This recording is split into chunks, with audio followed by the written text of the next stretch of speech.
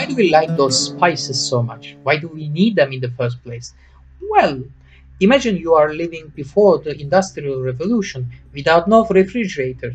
How you're going to supposed to preserve your food, right? So you are going to need some spices because of their chemical compounds helping you to preserve your food. And why only we have those spices around Indian Ocean in the first place? Well, as you might remember, geography is a very important productive force. So, since India is near to the equator and it has a very fair climate, hot and humid, all life forms can flourish around India, as well as bacteria and viruses. So, the plants who are endemic to this region supposed to defend themselves against those bacteria and different kinds of diseases. So that distinctive taste in the spices actually because of their defense mechanisms, okay? Because of their chemical compounds fighting against those microbes. So this makes their distinctive taste, and this made them a very helpful for preserving our foods. So if you are living outside of this region without no spices, you are going to need those spices to preserve your food and stay alive. So as you see here, Mediterranean region, as the Roman Empire for instance, is a huge market with a very huge crowded population, and they need those spices. So we always had that spice trade between Mediterranean market and the Indian Ocean. It has always been like that. And as you see, that Arabic Peninsula is just between these two huge markets. So always sea routes were much more preferable than the land routes actually. It's much more cheaper and much more safer and faster. So there are two more important routes, as you might see. One is from the Red Sea and other is from the Persian Gulf.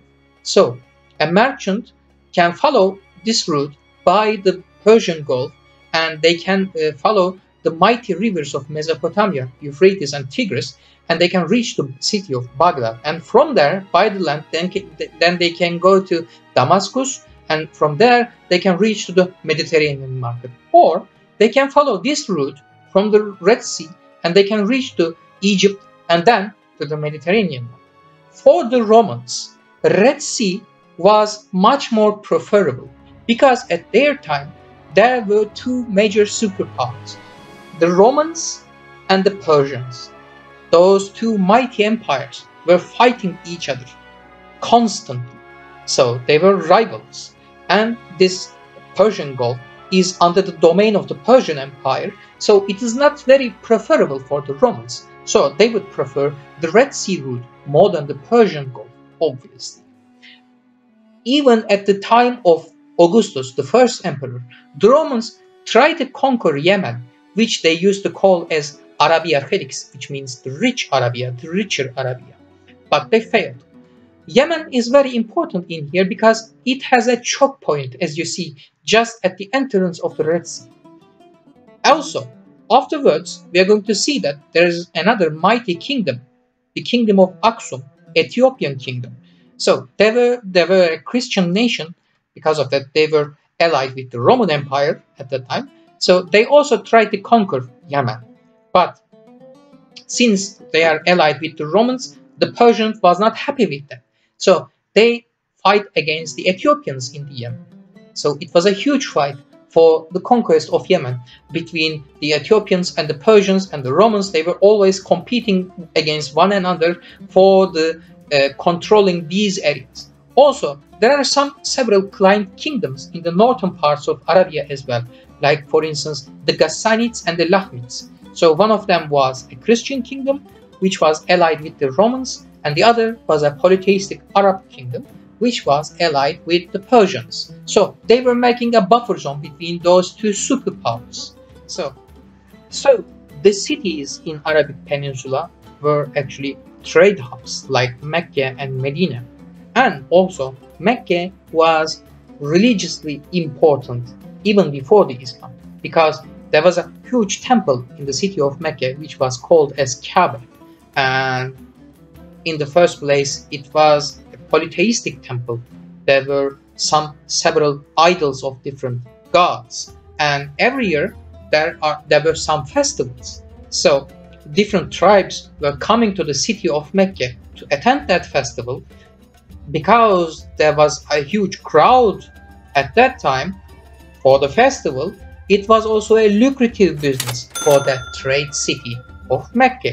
So maybe this is also another reason why even the relatives from the kin of Muhammad was standing against him for his new idea, new religion, only one God and one religion. So because if they supposed to destroy that temple and the idols, then they have to also stop that festival, and it was bad for the business, we might say.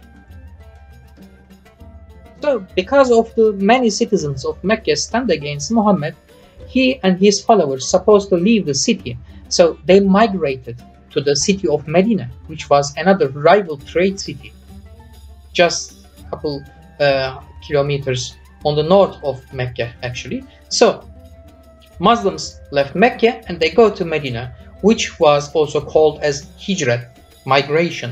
So it was actually the beginning of Islamic calendar. So it was a very important date for the Muslims. So when they reached the city of Medina, actually the original name of the Medina was Yathrib in the first place. Yathrib. The Medina means in Arabic the city. So because the city of Yathrib later becomes a kind of capital for the Muslims, they start to call that city as the city.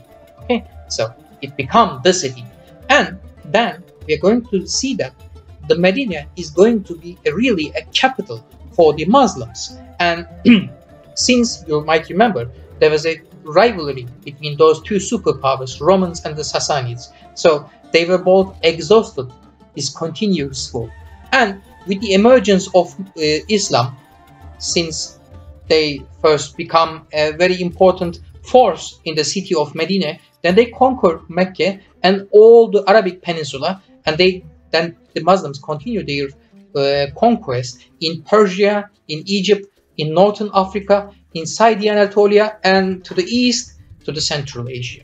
So in a very short amount of a time, Islam become a mighty empire.